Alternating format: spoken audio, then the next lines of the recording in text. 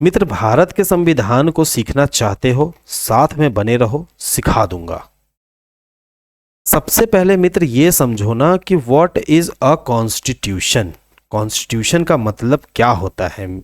Constitution का मतलब होता है मित्र एक ऐसा सेट ऑफ रूल्स और लॉज जो एक देश या ऑर्गेनाइजेशंस के काम करने का तरीका तय करता है। इसका मतलब है मित्र कि कोई भी देश किस तरीका से काम करेगा ना, उसको तय जहाँ किया जाता है ना, जिस डॉक्यूमेंटेशन के रूप में, जो लीगल डॉक्यूमेंटेशन के रूप में, उसी को मित्र हम लोग कॉन्स्टिट्यूशन कहते हैं। वही कॉन्स्टिट्यूशन कहलाता है। ये एक लीगल डॉक्यूमेंट होता है मित्र जो गवर्नमेंट के स्ट्रक्चर, सिटीजन्स के राइट्स और ड्यूटीज को डिफाइन करता है। ये गवर्नमेंट के स्ट्रक्चर को भी डिफाइन करता है कि गवर्नमेंट का स्ट्रक्चर कैसा होगा, सिटीजन्स के पास क्या क्या राइट्स होंगे और ड्यूटीज क्या क्या होंगी गवर्नमेंट की एंड सिटीजन्स की। इन सारे चीज़ों को डिफाइन करता है। इसे हम लोग कॉन्स्टिट्यूशन कहते हैं। अब मित्र एक एग्जाम्पल से समझो कि भारत का संविधान एक रिटन कॉन्स्टिट्यूशन है जो देश के कानून और पॉलिसीज़ का आधार है। इसका मतलब है मित्र कि देश में जो भी कानून बनेगा ना, उसका आधार अगर किसी को, बेस अगर किसी को बनाया जाएगा, वो होगा हमारा भारत का संविधान। अगला पॉइंट है मित्र कि कॉन्स्टिट्यूशनल लॉ किसको कहते हैं। तो देखो मित्र, कॉन्स्टिट्यूशनल लॉ जो है ना, वो कानून होता है जो कॉन्स्टिट्यूशन से जुड़ी हुई बातें, उसके इम्प्लीमेंटेशंस और इंटरप्रिटेशंस को डिफाइन करता है। इसका मतलब हुआ मित्र कि जो भी रूल्स एंड रेगुलेशंस लिखे हुए होंगे ना, उसको किस तरह से इम्प्लीमेंट करना है, ठीक है, किस तरह से इंटरप्रेट करना है, इन सारी चीज़ों को डिफाइन किया जाता है ना, उसे ही हम लोग कहते हैं कॉन्स्टिट्यूशनल लॉ।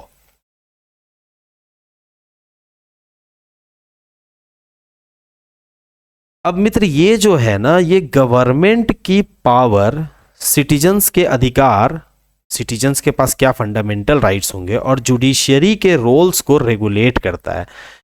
मोटा मोटी भाषा में अगर आप समझोगे ना मित्र, तो इसको कहता है कि कोई कॉन्स्टिट्यूशन है, उसके अंदर में क्या क्या रूल्स लॉज लिखे हुए हैं ना, उसको किस तरीके से इंटरप्रेट किया जाएगा, किस तरीके से इम्प्लीमेंट किया जाएगा, सिटीजन्स के पास फंडामेंटल राइट्स क्या होंगे, इन सारी चीज़ों को ही मित्र जो है कॉन्स्टिट्यूशनल लॉ कहा जाता है।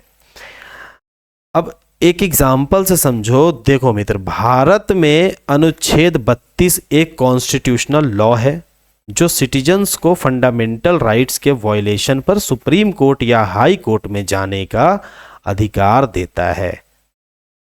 तुम समझ गए होगे मित्र मैं कहना क्या चाहता हूं। आर्टिकल 32 एक कॉन्स्टिट्यूशनल लॉ है जो सिटीजन्स को अधिकार देता है कि आप सुप्रीम कोर्ट या हाई कोर्ट जा सकते हैं। तो मित्र तुम्हें कॉन्स्टिट्यूशन और कॉन्स्टिट्यूशनल लॉ दोनों समझ में आ गया होगा। अब आगे बढ़ते हैं। अब देखते हैं कि संविधान बनने से पहले भारत का क्या स्टेटस था, किस तरीके से भारत रूल हो रहा था, कौन भारत को रूल कर रहा था, और किस तरीके से क्या क्या प्रोसेस हुआ संविधान तक पहुंचने से पहले। इसका इतिहास को देखते हैं मित्र, शुरू करते हैं। अब देखो मित्र, पहला जो इतिहास है ना, पहला इतिहास का जो फेज है ना, उसको हम लोग बांटते हैं 1600 से 1765 के फेज में। ये फेज होता है द कमिंग ऑफ ब्रिटिश। इस समय ब्रिटिश नया नया भारत में आया था, नया नया भारत में आना शुरू किया था। अब मित्र 1600 से 1765 तक का समय भारत के इतिहास में एक महत्वपूर्ण दौर था जब ब्रिटिश ईस्ट इंडिया कंपनी ने भारत में अपना कदम जमाना शुरू किया। ये पीरियड उनके व्यापारिक ट्रेडिंग से शासन रूल तक के सफर को दर्शाता है। इसी पीरियड से क्या हुआ था ना कि ट्रेडिंग से लेके रूल करने तक का जो पीरियड है ना, उसका स्टार्टिंग यहीं से हुआ है। तो देखो मित्र, 31 दिसंबर 1600 को इंग्लैंड की क्वीन एलिजाबेथ वन ने ब्रिटिश ईस्ट इंडिया कंपनी को एक रॉयल चार्टर दिया, जिससे उन्हें भारत के साथ व्यापार करने का अधिकार मिला। अब भारत के साथ अगर किसी ब्रिटिश इंडिया कंपनी या किसी भी बाहरी फॉरेन स्टेट को ट्रेड करना था तो उसको कोई ना कोई तो अधिकार देगा ना। ये अधिकार जो है ना मित्र, ये क्वीन एलिजाबेथ ने दिया था एक रॉयल चार्टर के रूप में। अब मित्र होता क्या है ना कि ये कंपनी शुरू में सिर्फ व्यापार करने आई थी, लेकिन धीरे धीरे उन्होंने भारत के राजनीतिक मामलों में हस्तक्षेप करना शुरू कर दिया।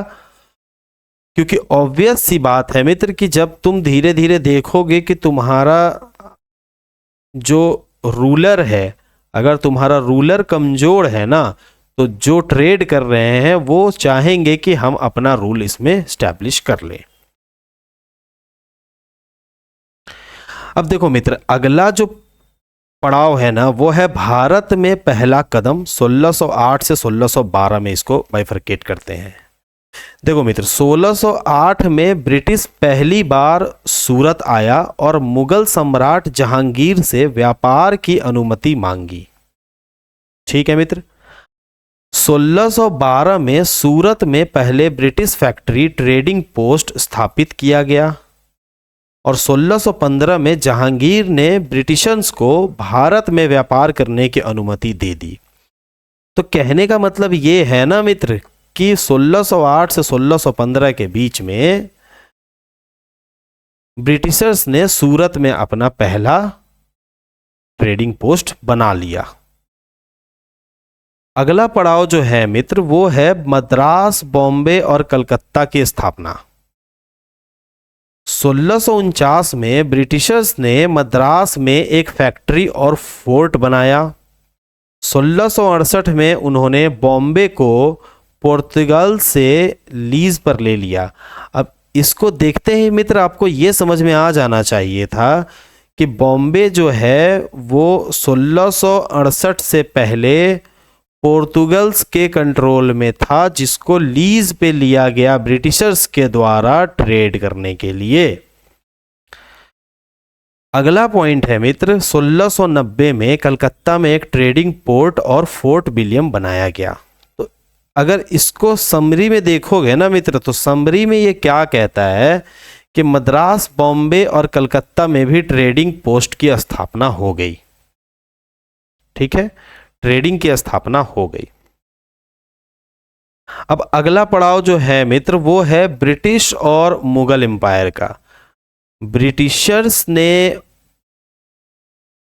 देखो मित्र, ब्रिटिशर्स का मुख्य व्यापार जो है वो कपड़ा, मसाला और चाय का था।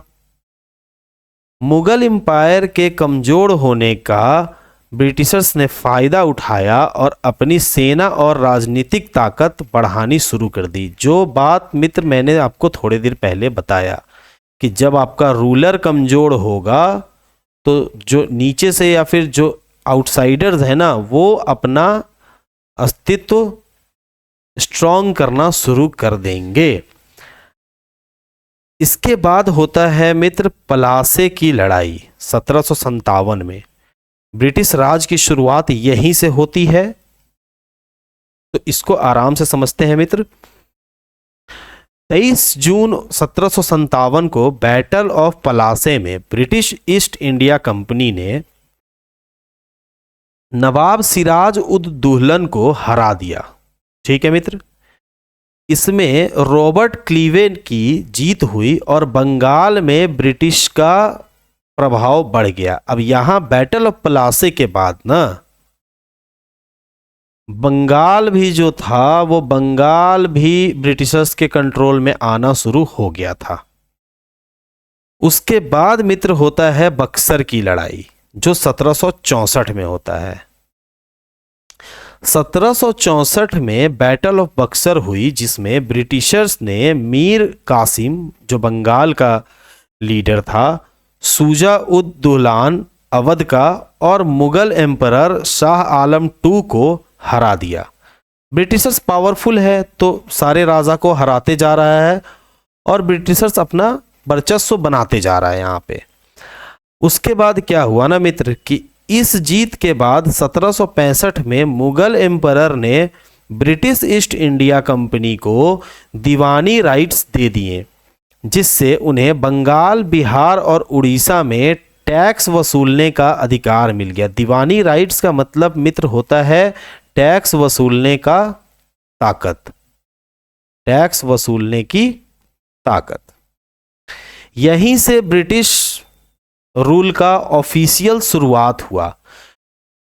तो मित्र अगर इसको कंक्लूजन में आप देखोगे ना, तो कंक्लूजन में जो ये फेज है 1600 से 1765 का जो फेज है ना मित्र, वो पीरियड ब्रिटिश इंडिया कंपनी के व्यापारी से शासक बनने का दौर था। बैटल ऑफ प्लासे और बैटल ऑफ बक्सर के बाद उन्होंने भारत पे कंट्रोल बढ़ाना शुरू किया। उनका भारत पे कंट्रोल बढ़ता गया और धीरे धीरे पूरे देश पर उनका शासन स्थापित हो गया।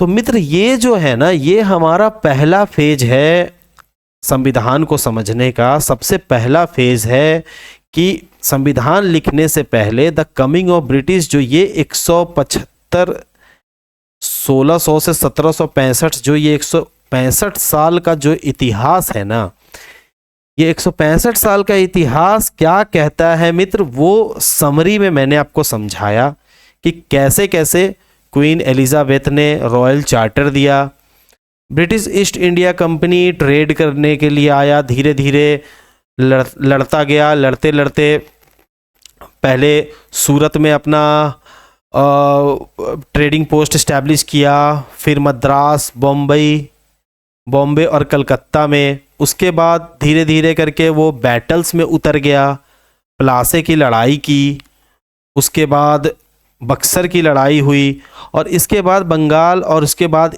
इनको मित्र दीवानी राइट्स मिल गए। इसके बाद इनका कहानी चल पड़ा। तो ये 165 साल का इतिहास था जो हम लोगों को 1765 तक ला दिया है कि 1765 तक भारत देश में क्या हो रहा था। इसके आगे का जो इतिहास है वो मित्र अगले वीडियो में हम लोग समझेंगे। तब तक के लिए बाय बाय।